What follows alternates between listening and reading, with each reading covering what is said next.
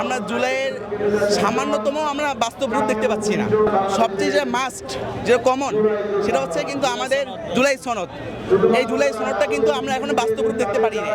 জুলাই সনদটা যদি তারা বাস্তবায়িত করতে পারতো, তাহলে আমরা মনে করতাম না আমাদের জুলাই আন্দোলনটা সার্থক হয়েছে এবং আমাদের এত কষ্ট এটা সার্থক হয়েছে, ফলপ্রসূ হয়েছে।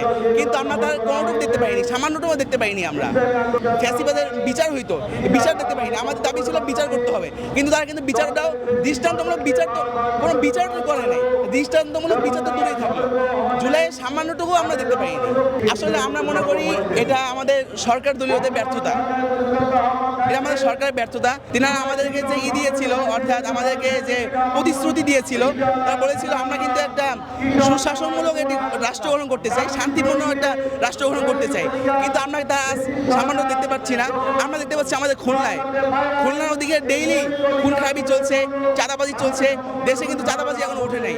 তারা বলেছিল কিন্তু শান্তিপূর্ণ একটা দেশ আমরা কায়েম করব, এই বিএনপি বলেছিল।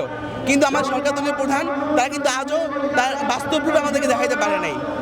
এবং দ্রব্যমূল্য ঊর্ধ্বগতি, সরকার যদি এখানে হস্তক্ষেপ না করে, এখানে টেন্ডারবাজি চাঁদাবাজি যদি না কমায়, তাহলে দ্রব্যমূল্যের ঊর্ধ্বগতি কখনো নিম্নমানে নেমে আসবে না।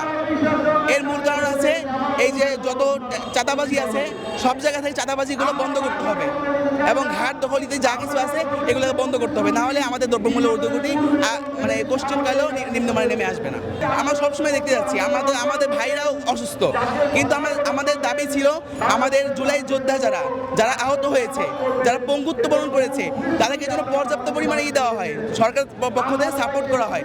সাপোর্ট তো দূরে কথা, তাদেরকে তো যার চিকিৎসার জন্য সহযোগিতা পর্যন্ত তাদেরকে করা হচ্ছে না। হয়তো 2-4-5 জনকে মানে মিডিয়া ফোকাস দেওয়ার জন্য কিছু দেখানো হচ্ছে, কিন্তু বিকজ তাদেরকে কিন্তু মানে সরাসরি দেওয়া হচ্ছে না, মানে সহযোগিতা করা হচ্ছে না।